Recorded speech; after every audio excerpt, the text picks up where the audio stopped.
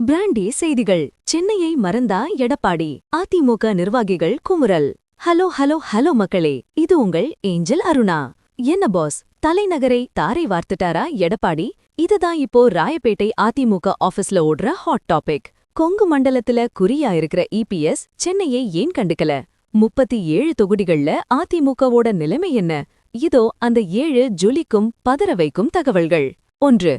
சென்னை, காஞ்சிபுரம், செங்கல்பட்டு, திருவள்ளூர் உள்ளிட்ட 37 தொகுதிகளில் அதிமுகவின் செயல்பாடுகள் மந்தமாக இருப்பதாக மாவட்ட நிர்வாகிகள் கவலை தெரிவிக்கின்றனர்.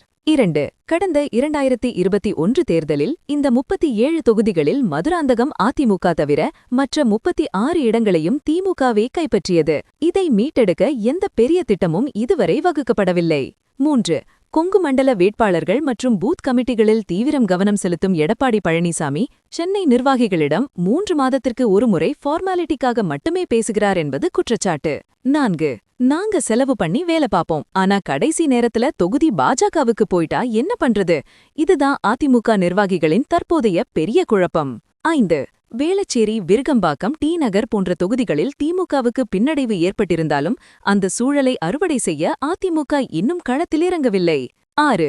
தலைநகரில் தமிழிசை சவுந்தரராஜன், வினோஜ் பி. செல்வம் போன்ற பாஜக முகங்கள் தீவிரமாக இயங்குவதால் அந்த இடங்கள் பாஜகவுக்கு ஒதுக்கப்படும் என தொண்டர்கள் நம்புகின்றனர்.